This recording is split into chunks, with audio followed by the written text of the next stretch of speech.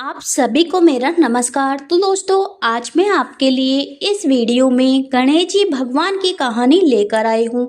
तो प्रेम से बोलिए गणेश जी भगवान की जय हो। दोस्तों, एक समय की बात है। एक गांव में एक सेठ जी रहा करते थे।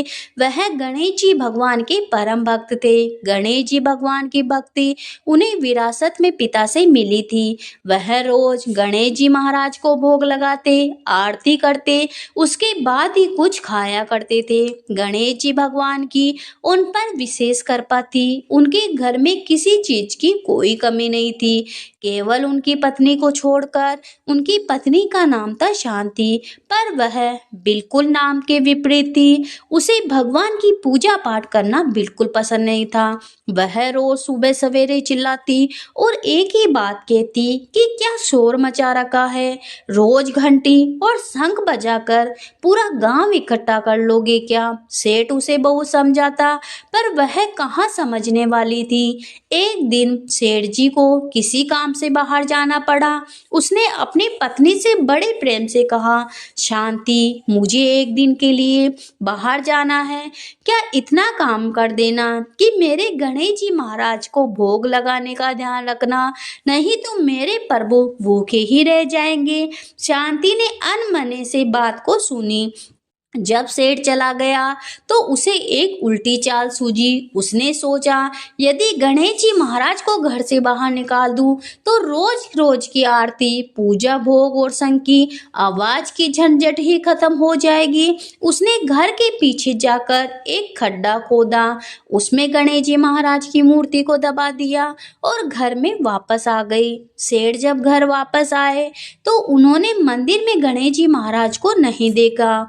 वह दौड़े दौड़े शांति के पास गए और कहने लगे, शांति, मेरे प्रभु कहाँ हैं? वह मंदिर में नहीं है। शांति अनजान बनकर बोली, मुझे तो पता नहीं, मैंने तो कल रात धूप आरती और भोग लगाकर पर्दा कर दिया था। सेठ पागलों की तरह गणेश जी महाराज को पूरे घर में खोजता रहा। उसे मन ही मन पाता था कि यह काम शांति का ही है।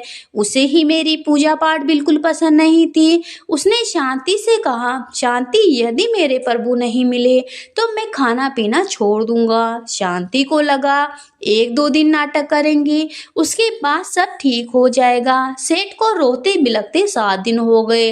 अब शांति से बोले, शांति, मुझे पता है तुमने ही मेरी पूजा पाठ बिल्कुल पसंद नहीं थी। मेरे गणेश जी महाराज की प्रतिमा को तुमने ही कहीं छिपा दिया है। यदि मुझे मेरे गणेश जी महाराज नहीं मिले तो मैं कुएं में कूदकर अपनी जान दे दूंगा। अगर शांति मुंह खोलती तो उसका झूठ पकड़ा जाता, इसलिए वह बोली, आप मुझ पर शक कर रहे हो, मुझे सच में नहीं पता। मैं नई गणेश जी महाराज की मूर्ति लेकर आती हूँ। पर सेठ को तो वही मूर्ति चाहिए थी। फिर वो खोदने लगी तो वहां सब शोरगुल होकर लोग इकट्ठा होने लगे। लोगों की आस्था भगवान भी देख रहे थे। वह भी अपने भक्त के पास जाने के लिए बेचैन थे।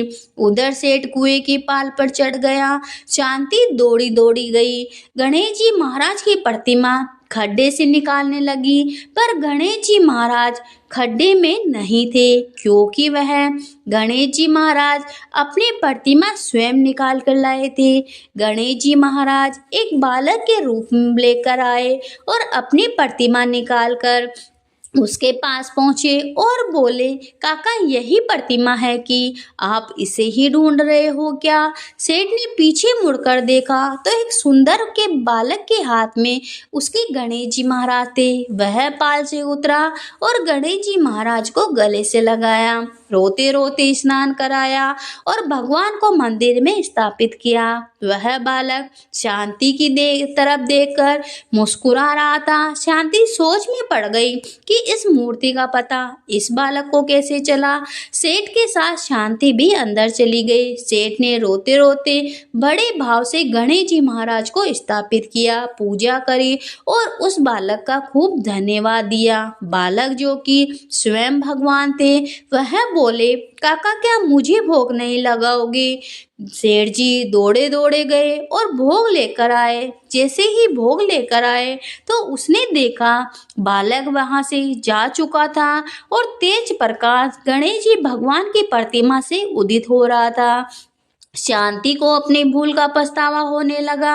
वह समझ गई कि स्वयं गणेश जी महाराज अपनी प्रतिमा लेकर स्वयं स्थापित होने आए हैं, मुझे दर्शन देने आए हैं। दोनों भाव विभोर हो गए। उस रात गणेश जी भगवान ने उन्हें दर्शन दिया और कहा कि मेरे साथ साथ शुभ लाभ, रिद्धि सिद्धि और सुख वैभव और लक्ष्मी जी सदा सदा तुम्हारे घर में वास करेगी। तुम सदा दुखियों की सेवा करना। इस प्रकार सेठ जी की भक्ति अमर हो गई। तो दोस्तों, इस कथा को जो भी सुनता है, पढ़ता है, गणेश जी महाराज की उन पर विशेष कृपा बनी रहती है। उनके घर में माता लक्ष्मी जी का वास होता है। और इस तरह की कथाओं को सुनने के लिए आप हमारे चैनल से जुड़े रहिए। तो प्रेम से बोलिए, गणेश जी भगवान की जय हो।